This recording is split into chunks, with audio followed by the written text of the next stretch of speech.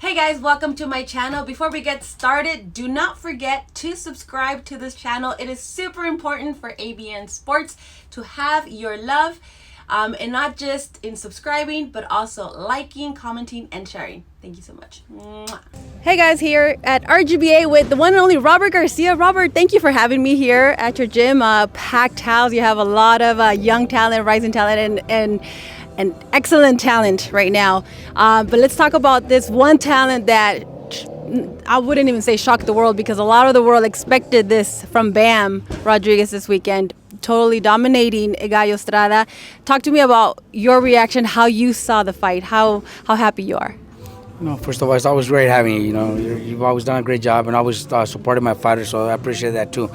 You know what, Bam, I knew that since he was 15 years old. You know, I met him when he was 10 or 12, but he was just a kid. But when he was 15 and started coming to training camps with us here in my gym, I knew he was special. I knew he was going to be special. I told everybody since the beginning, this kid is going to be special. Yeah. And things have been going well. You know, things have been going the way I expected. You know, I wasn't surprised, because I know what Bam is all about. I know what he does in the gym. I know what he could do, and I know that the better the opponents or the bigger the challenge for him, the better he's going to perform. Right. So he's one of those fighters. You know, I think the world still hasn't seen the best of Bam, because he's only 24. He just turned 24 in January, so he's got, you know, a lot, you know, many more years to show a little bit more than what people have already seen. Right. I mean, I don't even think he would say that he's in his prime yet, and he's already considered by many in the pound for pound. Is that how you see him in the top 10 in the world right now?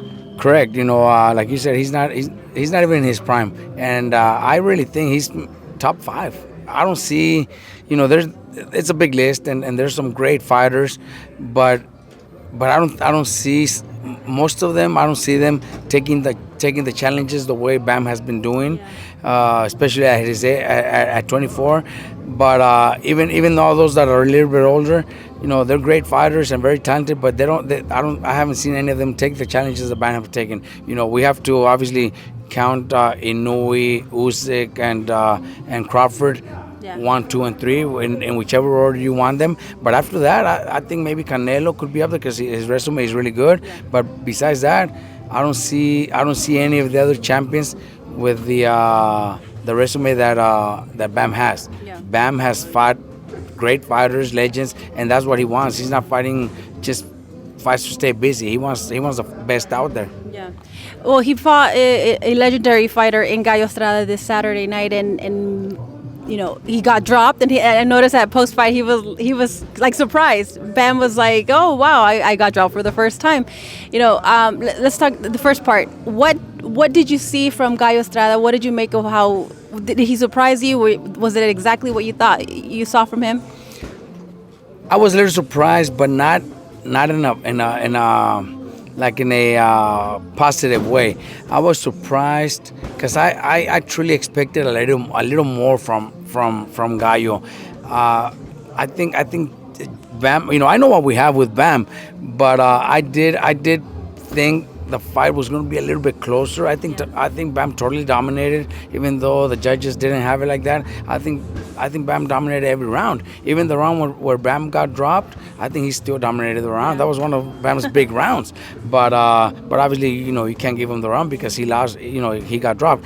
You know, I think getting dropped is probably a good thing for Bam, because he had never experienced it, and now that he experienced it, he knows that sometimes you have to continue fighting careful, even though you have the fight on control.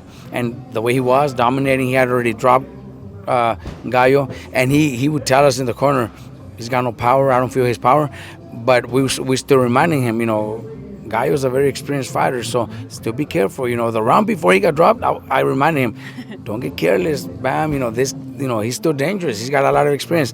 You know, he's got no power. He would listen, but he still told us he's got no power. And then he drops him that round, and then when he came back, said, see what happens, see what I mean. He's like that. You know, I didn't feel it at all. I went down, got up. I was smiling because I knew everything what was going on. So he was never hurt, but it was good that it happened. You know, early in his career, it's good that it happened against a legend like Gallo. So he knows. You know, he knows that those guys with experience, they're tricky. They know where to connect, and even though he wasn't feeling the power, but the punch landed right in the spot, and when that happens, everybody goes down. So I'm glad that it happened. He felt good. He got up and dominated the round. So I was glad with his performance. Yeah. Right away, Gallo said that he wants to exercise the rematches. So is that what is expected next? And you think that we might see something similar, or how would you see the rematch then?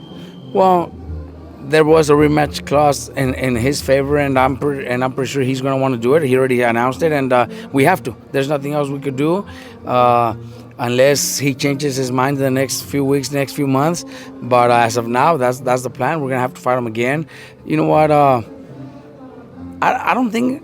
I think in the rematch, I think Gallo could do better. I think he learned from this one, but Bam's also gonna be much better, much stronger, much faster because he already pretty much tasted everything. He went down, so he's seen everything already. I think it'll be a similar fight, but I think Bam knocks him out. Maybe not sooner, because it was a really good body shot. I'm not saying sooner, but I think later rounds, 8, 9, 10. I think he could knock him out cold with punch to the head, not to the body. I really believe so. Yeah. I think Bam was on his way to doing that before he got that body shot. I think Bam was gonna stop him, and in the rematch, it'll be a competitive fight because Gallo will improve. Yeah. Gallo will do things different, but at the end, I see Bam knocking him out. Everyone talked about the sparring that Chocolatito and Bam had here that we didn't get to see, but you obviously saw. From what you saw, I know it's sparring and I know it's a fight. I know it's different, but from what you saw in Chocolatito and in Gallo, talk to me about how you see Chocolatito, because there hasn't been so much talk, and we just saw Gallo perform. But talk to me about the differences in Chocolatito and Gallo now. Well, the sparring was tougher. Oh yeah, 100%. The sparring was tougher than the fight. Oh yeah, the sparring was very close, very even. Chocolatito still has a lot of experience, still throws a lot of punches. I'm pretty sure they both threw over 100 punches per round, and it was back and forth. It wasn't a sparring match where they were trying to knock each other out.